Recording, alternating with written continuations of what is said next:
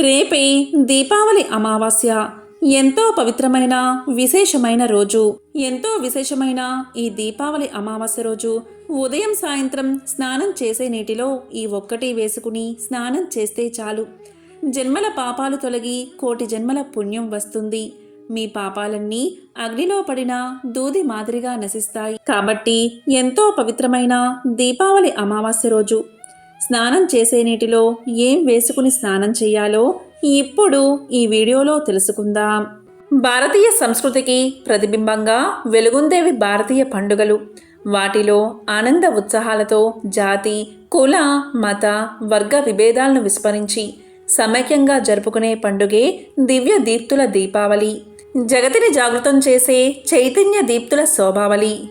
నరకాసురుడు అనే రాక్షసుణ్ణి సంహరించిన మరుసటి రోజు అతని పీడ వదిలిన ఆనందంలో ప్రజలు దీపావళి చేసుకుంటారని పురాణాలు చెబుతున్నాయి. అలాగే లంకలోని రావణుణ్ణి సంహరించి శ్రీరాముడు సతీ సమేతంగా అయోధ్యకు తిరిగి వచ్చినప్పుడు కూడా ప్రజలు ఆనంద ఉత్సవాల మధ్య దీపావళిని జరుపుకున్నారని రామాయణం చెబుతుంది. చీకటిని పారదోలుతూ వెలుగులు తెచ్చే పండుగగా, విజయానికి ప్రతీకగా దీపావళి పండుగను జరుపుకుంటారు. దీపమాలికల శోభతో వెలుగొందే గృహాంగణాలు, ఆనంద కోలాహలంతో వెల్లి విరిసే ఆబాల గోపాలం, నూతన వస్త్రాల రెపరెపలు, పిండి వంటల గుమగుమలు, బాణసంచా చప్పుళ్ళు ఈ దివ్య దీపావళి సోయగాలు. ఈ పండుగ ప్రతి సంవత్సరం ఆశ్వయుజ అమావాస్య రోజున వస్తుంది. దీపావళి పండుగకు ముందు రోజు ఆశ్వయుజ బహుళ చతుర్దశి. దీన్ని నరక చతుర్దశి అని పిలుస్తారు. దీపావళి ప్రాముఖ్యత గురించి మీకు తెలిస్తే మీరు ఖచ్చితంగా ఆశ్చర్యపోతారు. దీపావళి ఒక్కరోజు నూనెలో లక్ష్మీదేవి ప్రవేశిస్తుంది. మామూలుగా నూనెలో లక్ష్మీదేవి నివసించదు. కానీ దీపావళి రోజు నువ్వుల నూనెలోకి, అలాగే ఆవు నెయ్యిలోకి లక్ష్మీదేవి ప్రవేశిస్తుంది. అందుకే దీపావళి తిథి నాడు దీపం పెట్టడం అంటే ప్రదోషవేళ దాటిపోయిన తర్వాత పెట్టే దీపం కాదు. ఇంకా ఒక జాము తెల్లవారడానికి ఉంది అంటే ఉదయం 4 నుంచి 4:30 మధ్యలో దీపారాధన చేస్తే ఆ సమయంలో మీరు ప్రమిదలో పోసిన నూనెలోకి లక్ష్మీదేవి ప్రవేశిస్తుంది. అందుకే దీపావళి తిథి నాడు దీపం పెట్టడం అంటే ప్రదోషవేళ దాటిపోయిన తర్వాత కాదు, 4 నుంచి 4:30 మధ్యలో ఉదయం దీపారాధన చేయాలి. ఇలా దీపం పెట్టడం వల్ల ఇంట్లో నుంచి దరిద్ర దేవత వెళ్ళిపోతుంది. అలాగే పాపాలు తొలగిపోవాలి అంటే గంగా స్నానం వల్లే పోతాయి. కాకపోతే అందరూ కూడా ప్రతిరోజు గంగా స్నానం చేయడం కుదరదు. కానీ పరమేశ్వరుడు దేనికి మినహాయింపు ఇచ్చాడు. ఎక్కడైనా సరే ఏ తటాకంలో కానీ బావిలో కానీ నీరు ఉంటే చాలు. నీరు ఉన్న ప్రతి చోట ఈ దీపావళి రోజు ఆ నీటిలోకి గంగాదేవి ప్రవేశిస్తుంది. అది కూడా తెల్లవారుజాములో ఒక్కసారి మాత్రమే ప్రవేశిస్తుంది. కాబట్టి దీపావళి తిథి రోజు శాస్త్రం ఏం చెప్తుంది అంటే, ఒకవేళ నీవు దరిద్రంతో బాధపడుతూ నువ్వు అనుకున్నది ఏదీ కలిసి రాకుండా ఉంటే, నీకు ఒక మంచి మార్గం దొరకాలి అంటే నీవు ఈరోజు తైలాన్ని వంటికి రాసుకోవాలి. దరిద్ర దేవత పోయి లక్ష్మీదేవి మీ ఇంటికి రావాలి అంటే దీపావళి రోజు తెల్లవారుజామునే నూనెను వంటికి రాసుకోవాలి. అంటే తలకు కూడా నూనెను రాసుకోవాలి. ఇలా చేసిన తర్వాత తెల్లవారుజామునే తల స్నానం చేయాలి. దీపావళి రోజు స్నానం చేసి దీపాన్ని ఎవరు పెడతారు అలాంటి వారి పాపాలు పరిహారమవుతాయి. గంగా స్నానం చేసిన ఫలితం దక్కుతుంది. దరిద్రం తొలగి లక్ష్మీ కటాక్షం కలుగుతుంది. మామూలుగా గంగా స్నానం చేయాలంటే మనం బయటకు వెళ్ళి గంగా స్నానం చేయాలి. కానీ గుమ్మం దాటకుండా చేయగలిగే గంగా స్నానం మాత్రం ఈ ఒక్క దీపావళి తిథి రోజుకే ఉంటుంది. అంత గొప్ప తిథి దీపావళి అమావాస్య. ఎవరికైతే నరకద్వారం చూస్తామేమో అనే భయం ఉంటుందో ఆ భయం పోగొట్టుకోవడానికి, ప్రశాంతమైన స్థితిలో ఈశ్వరానుగ్రహం కలగడానికి దీపావళి అమావాస్య విశిష్టమైన రోజు. దైవిక శక్తులతో, పితృదేవతల శక్తులతో కలిసిన విశేషమైన రోజు దీపావళి అమావాస్య. ఎవరికైతే శరీరం విడిచిపెట్టిన తర్వాత నరకద్వారాలు చూడకుండా ఉండాలని కోరుకుంటారో అలాంటి వారు దీపావళి అమావాస్య రోజున ఈ విధంగా చెయ్యాలి.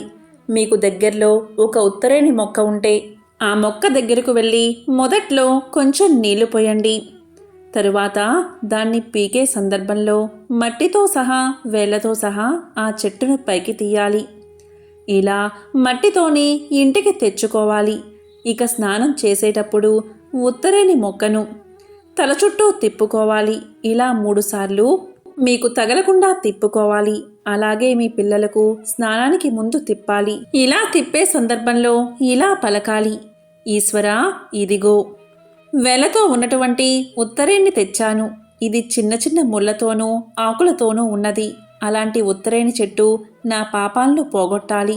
నా బిడ్డల పాపాలను, దిష్టి దోషాలను పోగొట్టి అభివృద్ధిని కలగజేయాలి.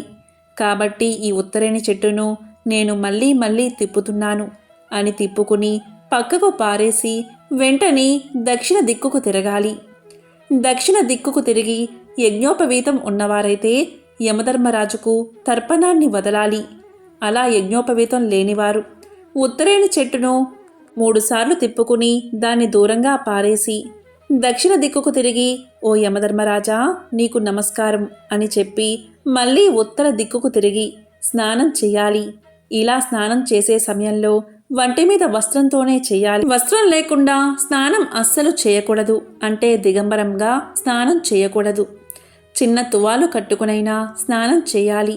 ఇలా దీపావళి అమావాస్య రోజు ఉదయం ఎవరైతే చేస్తారో వారికి లక్ష్మీ కటాక్షం కలుగుతుంది. నరదిష్టి బాధలు తొలగిపోయి మీ బిడ్డలు నిండు నూరేళ్లు జీవిస్తారు. ఇలా చేయడం వల్ల యమధర్మరాజు సంతోషించి పాపాలన్నీ పోగొడతాడు. అంతటి గొప్పది దీపావళి అమావాస్య.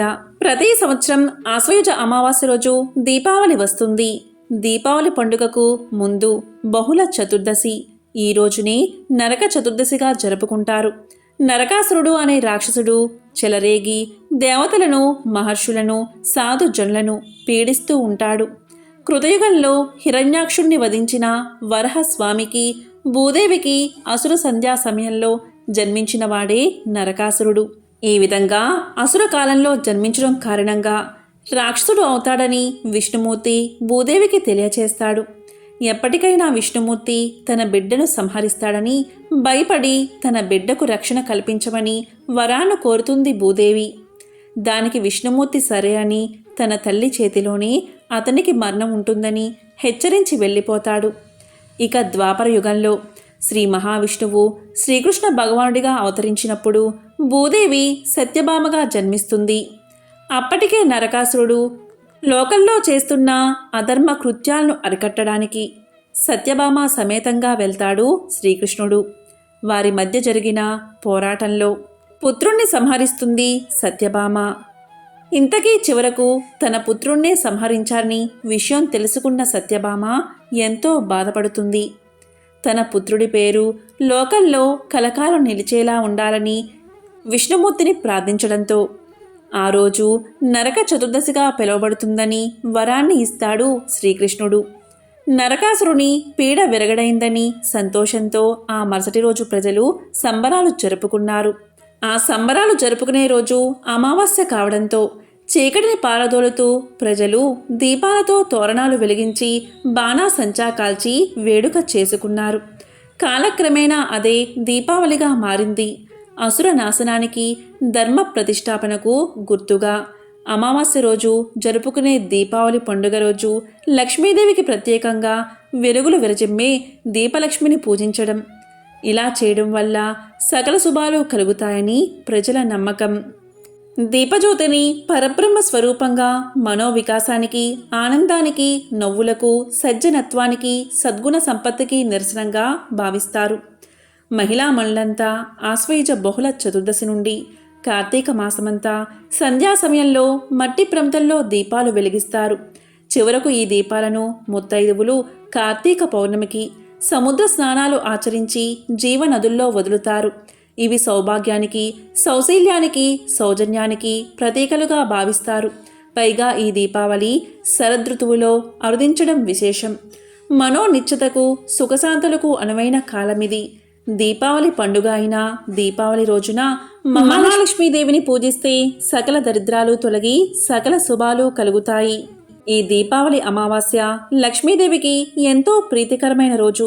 ఇలాంటి పవిత్రమైన రోజు అమ్మవారికి ఇష్టమైన పనులు చేస్తే మీరు పట్టిందల్లా బంగారమే అవుతుంది.